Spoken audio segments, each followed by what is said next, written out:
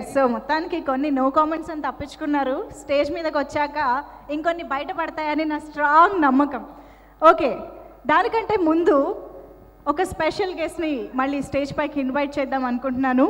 నటుడిగా ఎలా అయితే సెన్సేషన్ని క్రియేట్ చేస్తున్నారో ఈ మధ్య ఆయన స్టేట్మెంట్స్ కూడా చాలా సెన్సేషన్ క్రియేట్ చేస్తున్నాయి. సో టాపిక్ ఏదైనా ఆయన స్టేట్మెంట్ మాత్రం సెన్సేషనే. So let me welcome Prithvi garu on stage.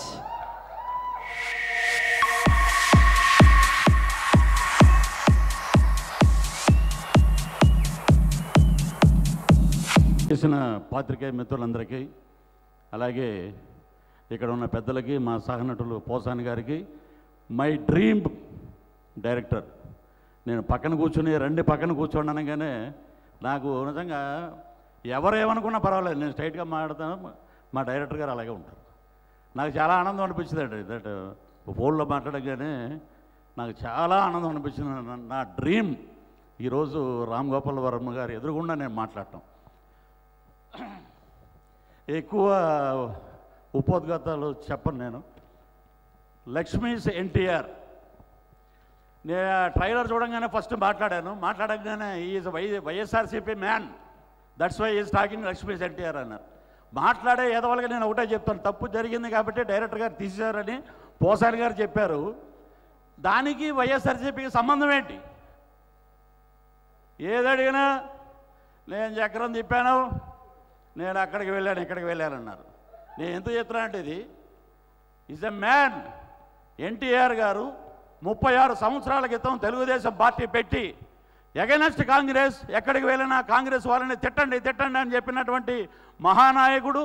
మా ఊరిలో తాడేపల్లిగూడెంలో మేము చూసినప్పుడు ఆయన సాయంత్రం 7:30కి వస్తారంటే ఆయన తెల్లవారుజామున 3:30కి వచ్చారు.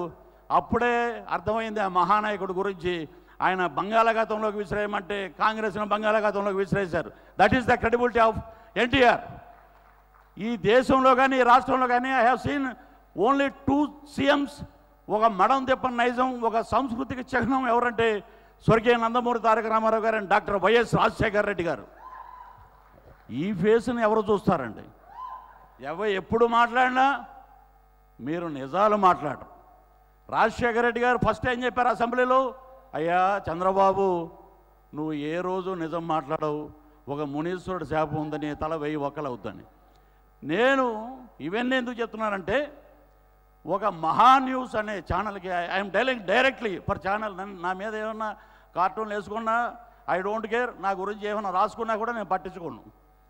నన్ను పిలిచి ఏమండి నేను ఒకటే అడుగుతున్నాను మిమ్మల్ని, నాకు జగన్మోహన్ రెడ్డి గారు కార్యదర్శి పదవి ఇచ్చినప్పుడు నేను నా మేనిఫెస్టో గురించి మాట్లాడాలి, నా పార్టీ గురించి మాట్లాడాలి, నా ప్రజల గురించి మాట్లాడాలి. అది వదిలేసి వాట్ ఈజ్ లక్ష్మీస్ ఎన్టీఆర్, మీరు ఎందుకంటే అలా మాట్లాడారు? ఆ టైంలో శివాజీ అనే వ్యక్తి అక్కడ ఉన్నారన్నారు. ఎందుకంటే ఫ్యాక్ట్ ఐఎమ్ టెలింగ్, ఇది లక్ష్మీస్ ఎన్టీఆర్ ఈజ్ అసలు కథ. దానికి నేనే సాక్ష్యం. It's true. ఆ లక్ష్మీ నరసింహస్వామి సాక్షిగా చెప్తున్నాను. నేను హైదరాబాద్కి వచ్చినప్పుడు I did a MA from Andhra university. I came here. నేను ఇండస్ట్రీలో సర్వే అవ్వాలంటే ఐ ఫైనాన్షియల్లీ బ్యాక్గ్రౌండ్, నాకు ఏదో ఒకటి కావాలి.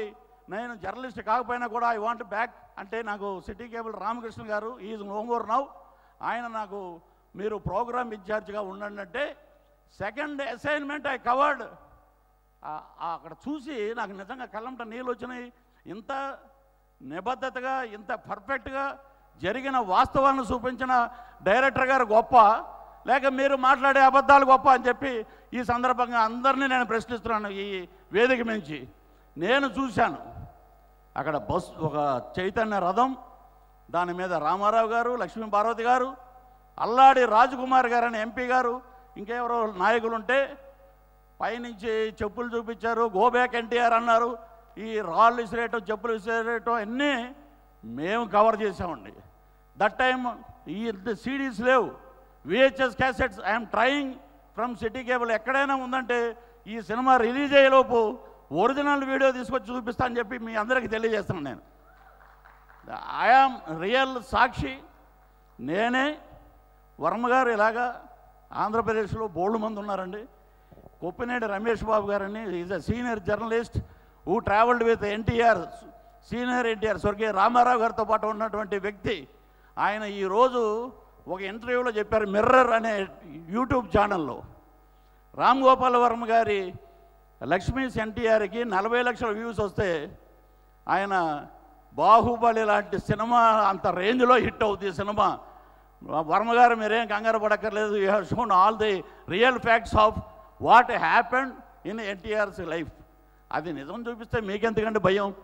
మీరు చక్రాలు తిప్పుతారు, సెన్సార్ చేయకూడదంటారు, ఎందుకు దీని అంటారు. ఇంతకుముందు ఆ స్కిట్లో అన్నాడు ఆయన, కథలే లేవా అని. కథ ఇంతకన్నా మంచి కథ ఎక్కడ దొరుకుతుందండి? This is the real story. ఇదే బయోపిక్, లక్ష్మీస్ ఎన్టీఆర్ బయోపిక్ అంటే ఇదే అని చెప్పి నేను సవినయంగా తెలియజేస్తున్నాను. ఇంకా ఇంకొకసారి కూడా మరలా వచ్చి ఇంకా ఉన్నాయి దాని గురించి మాట్లాడాల్సి.